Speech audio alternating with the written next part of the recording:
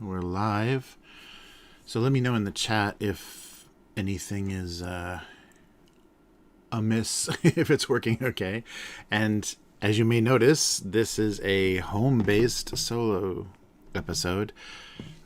Several factors. So right now we're really high infection numbers, and now schools are shutting down, kids are getting sick.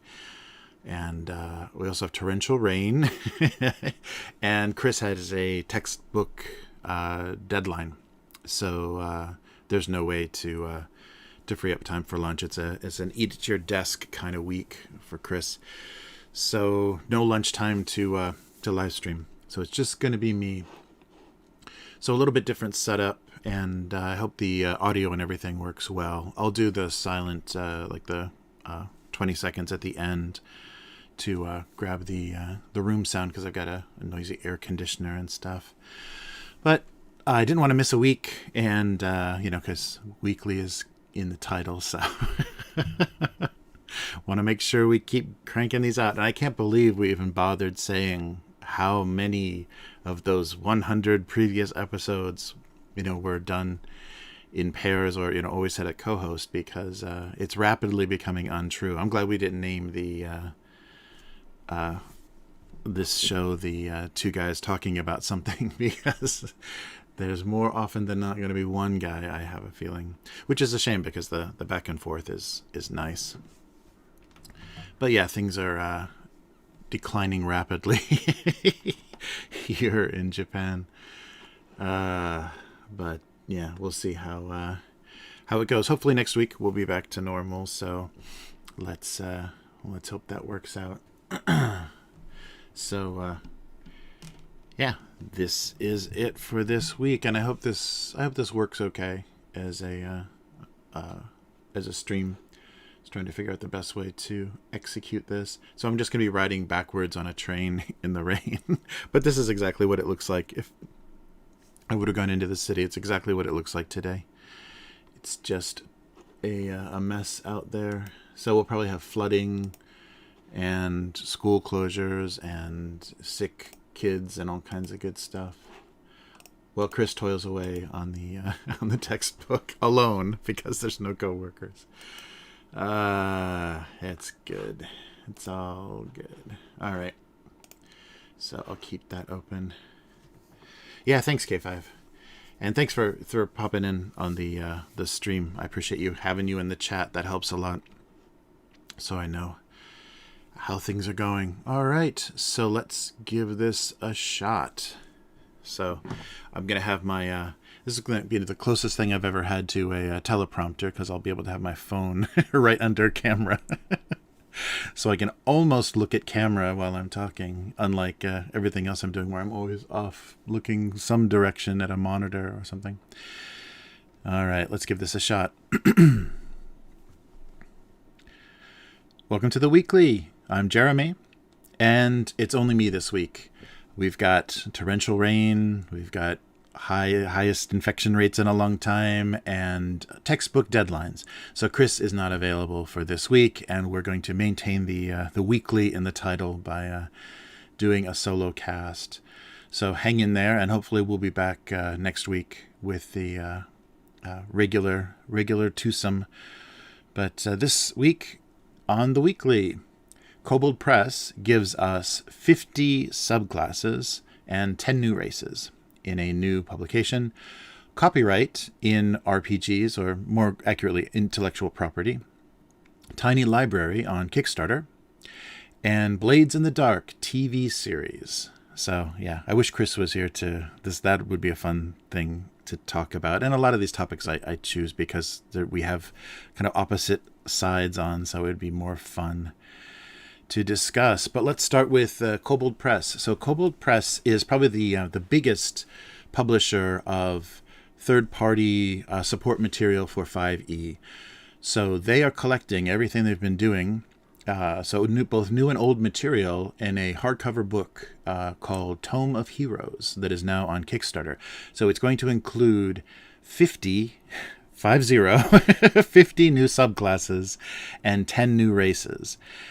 So yeah, it's this is something that is odd about the hobby right now, and I think especially 5e. And I'm not sure if it's a necessary. It might be part of the economy, part of the necessary evil of tabletop RPGs. You have to keep publishing things. You have to keep expanding things. You have to keep trying to lure players in with new choices. But a new subclass means a new character, unless you're multi-classing and you're gonna. I don't think you subclass. It's an odd thing to have to keep adding, but to add content to a setting, that's what you do.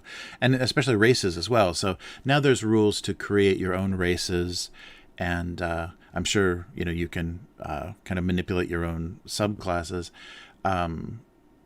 So it's not completely necessary, especially if you're doing your own world building, if you're not playing in Forgotten Realms and kind of doing your own thing.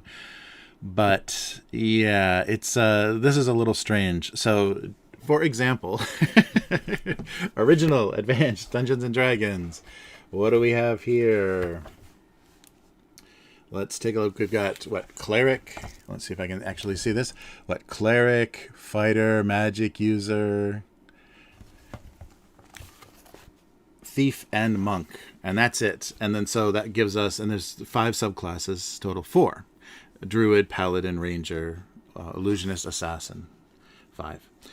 That's it, and that's all we worked with, and that was plenty. Back in my day, that was all the subclasses we needed. So that's so that we are at publishing books of 50 subclasses and 10 new races after that. And what about something like Tunnels and Trolls? What do you have? You don't even have character classes, you have character types, right? And how many of those do we have? We have 3: warrior, wizard, and rogue, and that's it. So you specialize by having attributes, specializing in strength, dexterity, IQ, or with your talents. So that's how you make your character do what you want it to do. You don't need the subclass, but I guess it's flavor. I don't know, but don't you create your own flavor? Isn't this something that we've started doing on our own? And what about a classless game like Rune Masters? I'm sorry, my pronunciation is terrible on this, and I will correct myself right now. Ruin Masters. Classless game. It is a game with plenty of class, but no character classes. So basically everything is skills and talents. You just... any character can use a sword, any character can use magic. You just have to, have decent stats or appropriate talents to make it work well. So there's a lot of other choices that don't include this kind of escalation, this arms race of setting building that we have. So yeah, there are choices and there are other things out there. So my co-host is just books, I guess, this week. But yeah, it's an odd thing, and then it also puts a lot of pressure on DMs to kind of restrict players. We're not going to do that. There's not going to be this in this game, in this world. So you're going to have kind of push and pull between DMs and players about what they want to see in the setting, and it can kind of push things out of control if you have, especially if you're doing published modules or published adventures. You're going to have some trouble figuring out, okay, so I guess we're taking dwarves out and we're replacing them with this fire gnome class, so or fire gnome race or community.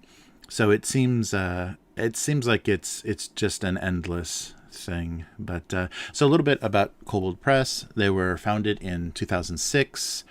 So they publish a mix of monthly products, such as their Warlock zine, available through their Patreon, and large hardcover books that collect previously published materials. So this is their second Kickstarter this year, following their successful launch of The Vault of Magic, which a hardcover book including that contained hundreds of new magic items. So yeah, it's an ever escalating thing. I guess it's a buffet, and you can choose what you want, and to have a huge selection of settings and adventures and subclasses and races may be a good thing. So we'll see. But This book, Tome of Heroes, includes work by some of the most talented designers who are working on 5e today. So that would be Gabe Hicks, Dan Dillon, Celeste Konowich, James Hake, Jeff Lee, Sarah Madsen, Sean Merwin, Ben McFarlane, Kelly Pawlik, Brian Susskind, Mike Wilhelm, and Wolfgang Bauer. So if you follow or interested in any of those designers, their work has been included in this. And for pledging about $29, you get the hardcover version, or you get a PDF. PDF for $29, $49 for the hardcover, and there are also, of course, alternative covers and premium editions available. So I'll put a link to that Kickstarter if you're interested in seeing what they're up to. And also I'll put a link to their Patreon, because if you don't need things collected, I think maybe just their zine may give you a kind of a constant stream of new ideas, new subclasses, and new things to include in your adventures. All right, so I don't have a prop for this, so we may switch over to a PDF. But something else that I found this week is intellectual property in RPGs. So Omnichromatic Pirate Unicorn Games, I guess that was legally trademarkable, has published for a pay-what-you-want price on DriveThruPRG a guide that covers the very basics of, and this is all US-based, so US-based intellectual property law and how it applies to RPGs, role-playing games. So it covers copyrights, trademarks, patents, and how they apply in the world of designing and creating for the tabletop. It's a general overview, so they're very clear to state, this does not create attorney-client privilege. This is not legal advice. This is just a general guide. So the author is Boyd Stevenson, and he's a licensed attorney in the Commonwealth of Virginia and District of Columbia. So let's take a look at what we're talking about here. So this is just available digitally right now.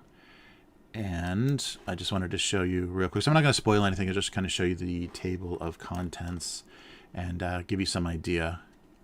So this will be something valuable if you are a designer or a creator and you're kind of wondering about, if I'm developing for, 5e, or if I'm working on my own setting, how can I protect myself and what can I do? Look at the spooky intellectual property cover.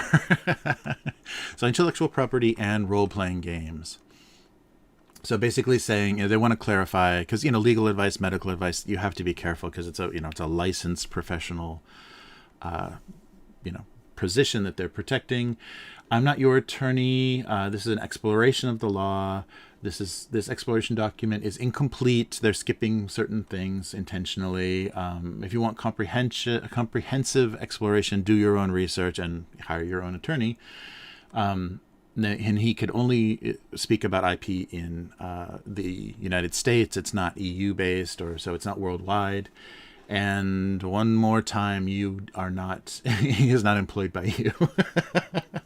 Or retained, I guess, by you. All right. So just a quick view of the table of contents so you get an idea of if this would be useful to you. So they talk about what can be protected, the difference between a copyright, a trademark, and a patent. What is free for the taking and what cannot be protected. So game mechanics, public domain content, publicly licensed content, scenes of fair stock characters, and layout, right? So then the list of practices: only idiots think they own ideas. Should you register your copyright? Trade dress in picture form. Game patents aren't happening. Merger doctrine and character sheets. Tapping, a patently bad idea. Copyright iterations on public domain works. And lastly, the public license pitfalls. So I guess the kind of open game, public license, what you can run into as far as what you can't own. So if anyone tells you they own the copyright to an idea, you can comfortably dismiss them as having no idea what they're talking about. So ideas cannot be protected. Yeah, so just a quick overview of everything. So here's the differences: copyrights, trademarks, and patents. So yeah, just a quick guide. I think it's only 10 pages, so it just gives you a quick idea if you're making a decision about actually putting some money, some effort into designing a game, or using an open game license to design content for somebody else's game, what you should be aware of, and kind of how much do you own, how much can you monetize, kind of what's yours and what's not. So this is just a quick overview of things, and I thought it would be interesting. It was something I wanted to bring up with Chris to see how much thought kind of went into things for Chris's game design. So that is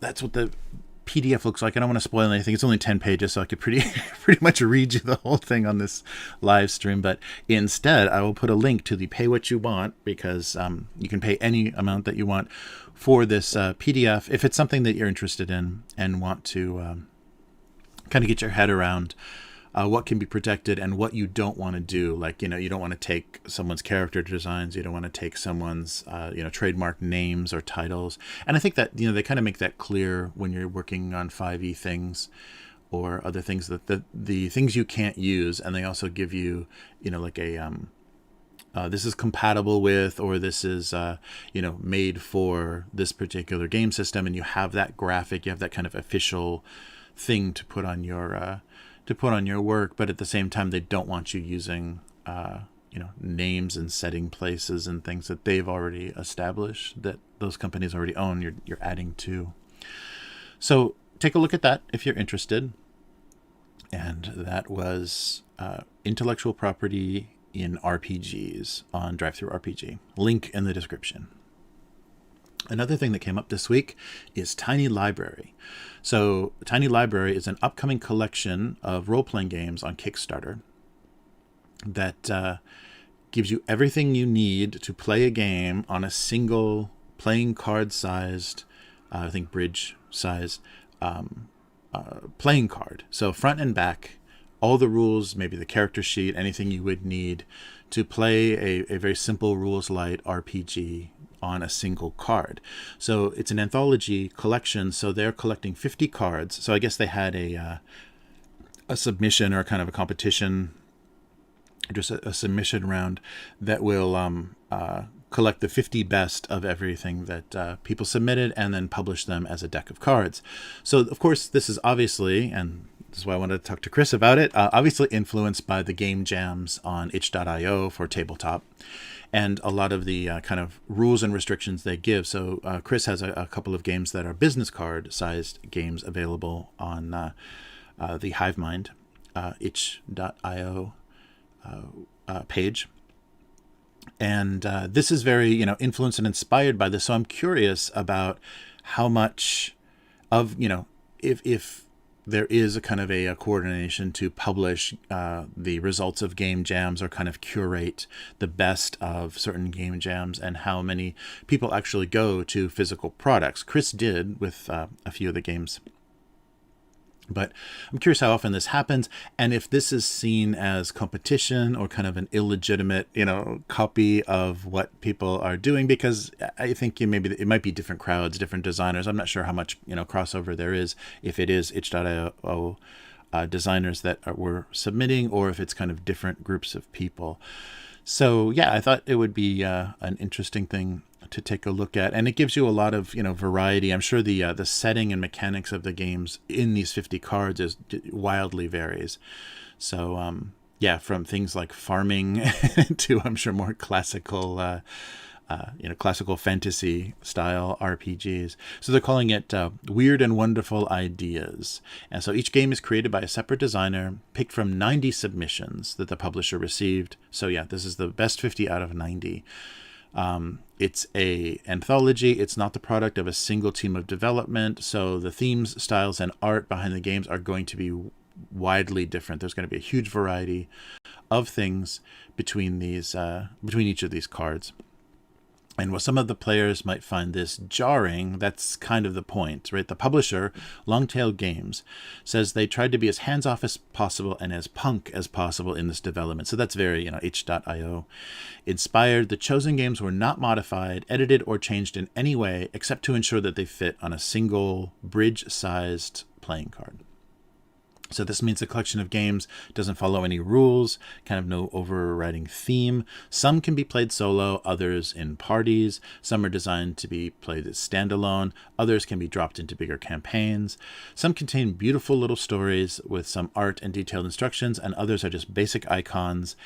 And that's in all you want is all there, very simplified. So if you're interested in something like this and want a physical copy, I guess it's an Australian production because they're listing at $15 Australian, which is about $10 or $11 US for the physical copy. And they may even have a digital level on that Kickstarter. I have to check that. So that's Tiny Library, currently on Kickstarter. And it's a collection of 50 bridge-sized card RPGs, front and back. So if you'd like to take a look at kind of the creative output, and I guess maybe a lot of Australian designers, if you want to take a look at the output from that and see if it's something that might be fun for you, or just fun to have around. If a few players drop out of a campaign you're doing, you've got a deck of cards that you can kind of flip through and come up with something to occupy the players that night, and then go back to your regularly scheduled campaign the following session.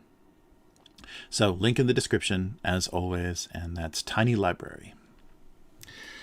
So something is happening on tabletop, and I lived through something that I think we've seen kind of the furthest development of that. I mean, I think we've seen the ultimate version of that kind of come to maturity through something like the Marvel Cinematic Universe.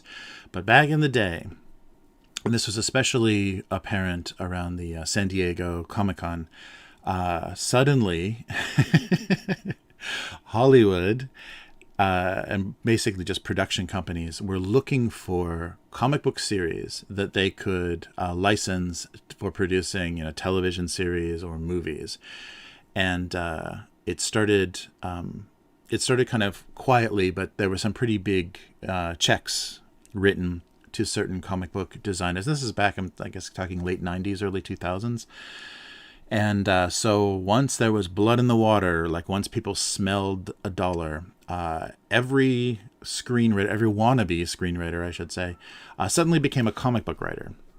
And you had things like San Diego Comic-Con just invaded by people that had never written comics before, just hired themselves an artist, wrote, either adapted a screenplay they were working on or tried to come up with an original idea that then they could sell to the studios or the production companies that were looking around at Comic-Con for things to buy. And so they're trying to shortcut, instead of, finding a way to get their screenplay in front of people's eyes, they actually published indie comic books or just a few issues of a comic to look like this is a comic property that you could license. And there's some real garbage that came out of that, and you could see people pandering to certain genres, and it was just endless. But people did get paid. Like, there were people that made money, and hopefully not too many of the kind of scumbags that were just trying to exploit the trend. But is that trend now happening in RPGs? So Blades in the Dark, the creator of Blades in the Dark, recently said on Twitter that John Harper, the creator of Blades in the Dark. And if you don't know what Blades in the Dark is, here is the hardback. So it's a specific setting of kind of I guess you would say, kind of like jobs or heist based, because you're playing in a dark city and you're all playing as thieves. So the character types are basically assassin, bravos, a cult, a hawkers, shadows, or smugglers. So all kind of thieves and no good nicks in an established city. I think it's Duskval. So kind of a little bit of a steampunk dark city that all these things are happening in. And to give you an idea, let's see some of the art. Yeah, so just kind of a shady, dark, urban, but kind of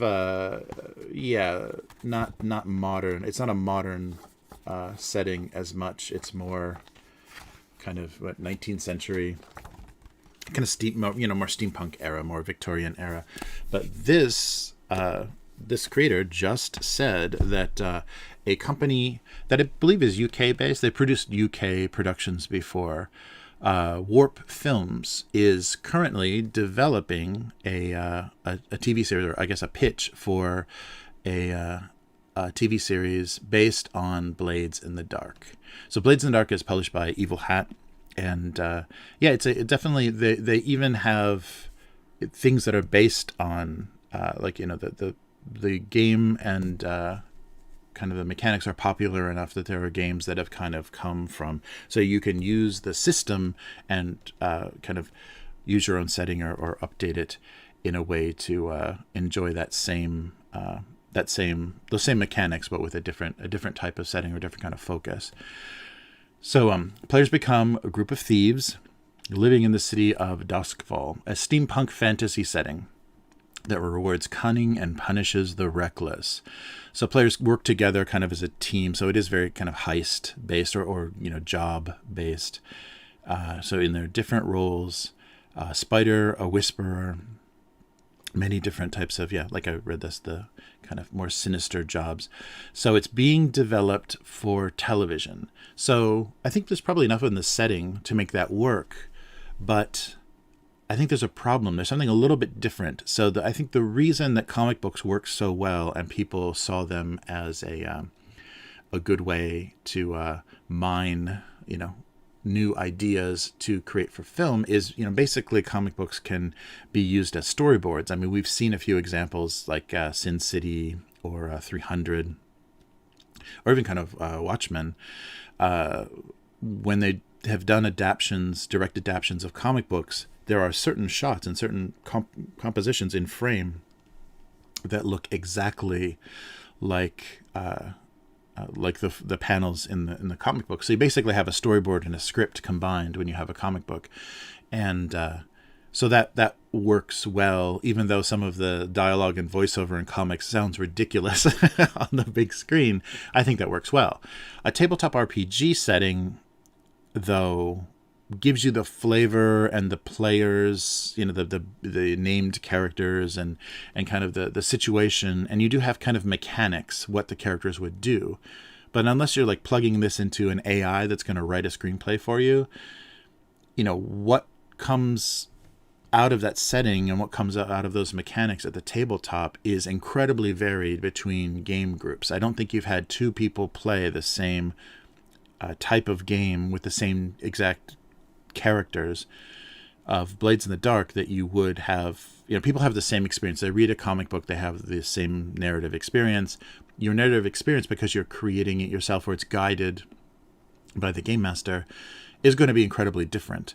So is there such thing as a successful translation of a tabletop setting into a film? It'll be interesting to see.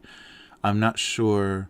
Like looking at examples like the Mutant Chronicles movie, I think there's problems with that, and there's shortcuts and things that like work better on film that happen that may make it a really unsatisfying movie. But at the same time, it could be you could just, if you can think of it as this is somebody else's, this is this director, this screenwriter's, version of, it's their game of Blades in the Dark. You're watching they're telling their story or they're recounting their campaigns. I mean, even manga in Japan have been written based on people's D&D campaigns.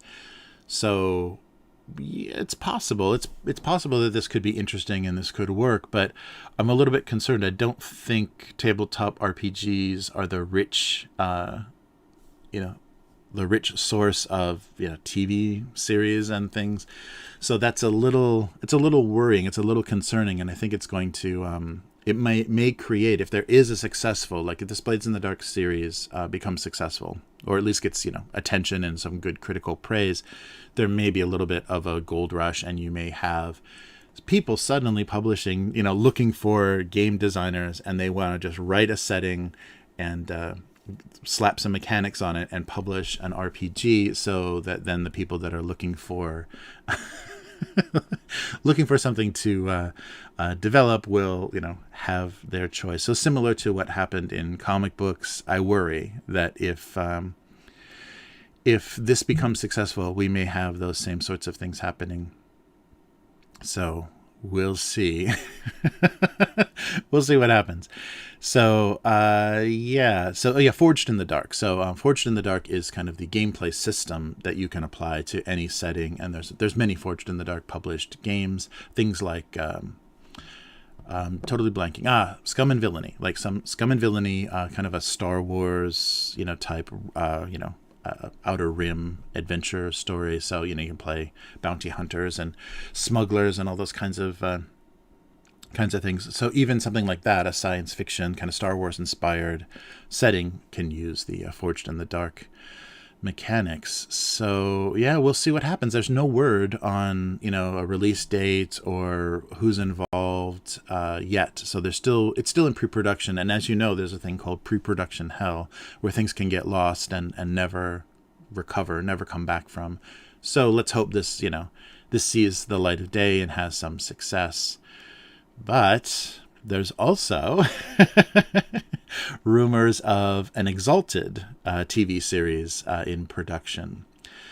So so Jenkins and Tate Entertainment announced that they were working on the Exalted adaptation, and this show is going to be Exalted, set 800 years after the Solar Exalted, with the Scarlet Empress missing. Those in the know believe the savior of the realm will not return. The bureaucrats in the 11 great dragon houses of the realm, nearly all of whom claim direct descent from the Empress, have done what they have to keep the secret and maintain peace and control. So, interesting setting, but again, when you're dealing with budgets, I think we're going to see that in the Wheel of Time series on Amazon. There are budget constraints. You can't.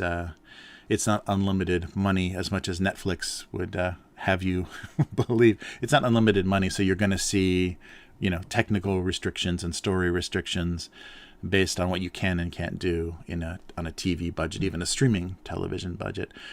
So we have an Exalted show also starting.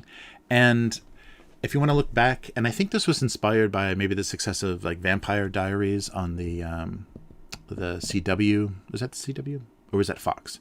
But anyhow, Fox did license and produce a Kindred the Embraced, based on the White Wolf game, a Kindred the Embraced TV show. And if anybody has not seen that, you should just take a look, Google that, or take a look on YouTube and see what a horrible mess that was. And I think just based on, maybe, the popularity that vampires were currently enjoying.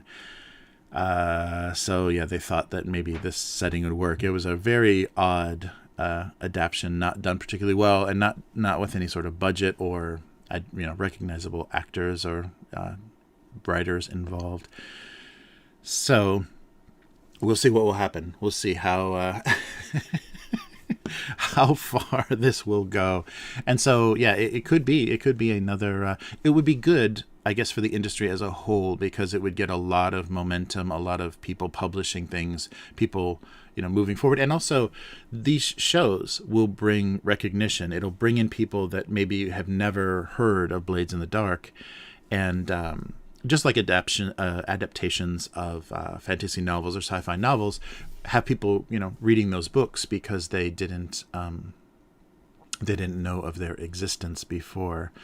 But it's a double-edged sword, I think, as far as it will bring attention to the hobby. Things will get recognition, maybe the wrong kind of recognition, the wrong kind of fans. Who knows if there is such a thing. But we'll see. We'll see what happens as this proceeds. All of this stuff may just die in pre-production hell. So who knows? There may never be. I mean, there may be some individual episodes produced, or kind of like proof of concept that they've done. Because I saw even there was floating around on the internet, I think a British studio did an early Wheel of Time, kind of the opening, the prologue, the not the prologue, the prelude, the little introduction at the beginning of the first novel. They filmed a version of that. So that things like that have been floating around. People have been testing, is technology there yet? Can we do this? So we'll see. We'll see what happens with those with those shows, if anything at all. So that will do it for this week. So I'm definitely missing my co-host. So I hope things get a little bit easier next week, and you can see us in our regular setting, our regular configuration, without all the rain on the glass behind us. But at our regular time, doing this again. I think the back and forth is a nice thing to have. But thank you for watching. I do a single panel gag cartoon every week that you can find me on. So Monday nights, North American time, abuse cartoons, both on YouTube and Twitch. And you can also on Twitter. You can get notifications as well of when I go live. So that's abuse cartoons, and the archive of those cartoons, they're a single panel gag cartoon on gocomics.com/domestic abuse. You can find Chris on Hivemind, so itch.io/Hivemind. I'll put a link in the description for that. And all things Upturned Table are available, of course, at upturntable.com, as well as the YouTube channel and the Twitch channel, which you may be watching one of those on. And if you're listening to this as an audio podcast, you can subscribe on any of the platforms, so which I hope you have done if you're listening to this, but you may be listening to from the website. So please subscribe. And if you like this video, please give it a like. If you like the podcast, please give us a review. That would be much appreciated. We will be doing this again, hopefully normally next week. And take a look. Upturned Table has a Patreon, so patreon.com/upturnedtable. And currently, we're doing early access for a new series that we're working on, which is audio dramatizations of the fiction from Mutant Chronicles.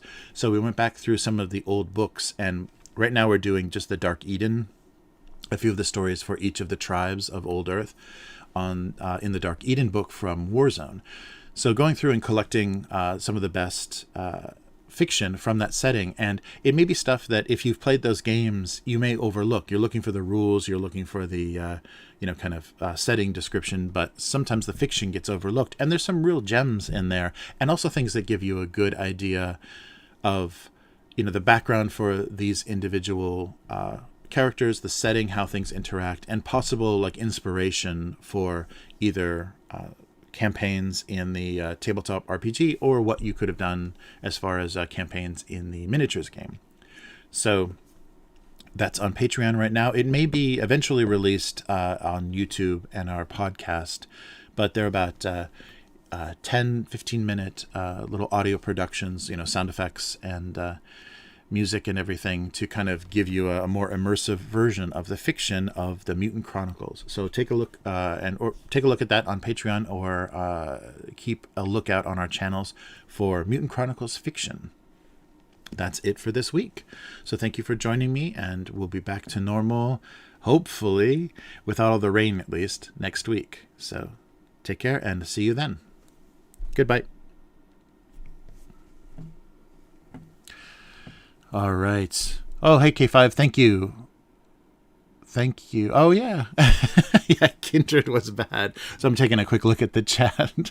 So thanks, everyone, for Joe and K5. Thank you for being here and doing the modding. And Matt Robinson, thank you.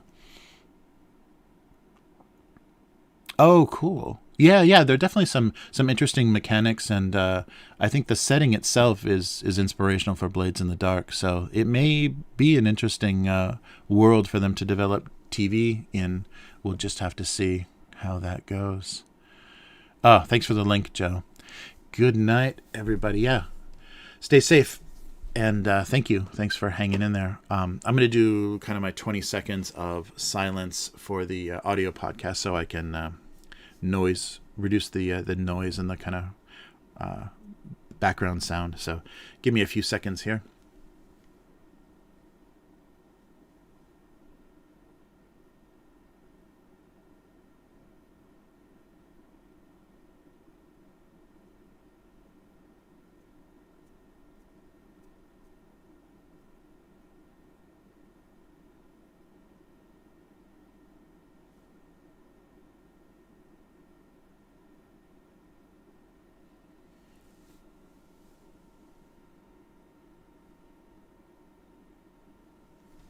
All right. Yeah, easily the weirdest part of the show, but a necessary evil because the quality of the audio is because it's only audio. It needs to sound as good as possible. So without the hoo hoo hoo hoo hoo in the background, it's much more pleasant to listen to. Yes, Joe, the moment of Zen. Yeah, so I should put some graphic. I should have some graphic that I pop up during that so people know exactly what's going on. But we'll see. We'll see if we're back to normal. And so thanks for hanging out, guys. I really appreciate you in the chat and watching and listening. So I'll be back. I guess the next time you'll see me will be on the Abuse Cartoons live stream. So if you're interested in that, take a look and a listen, because I'm actually drawing. That's the fun part, is I'm actually doing something, not just talking to a camera. But yeah, take care, everyone, and I will see you guys next time. So check out Abuse Cartoons, and also subscribe on Upturned Table if you want some more tabletop coverage. So see you then. Goodbye.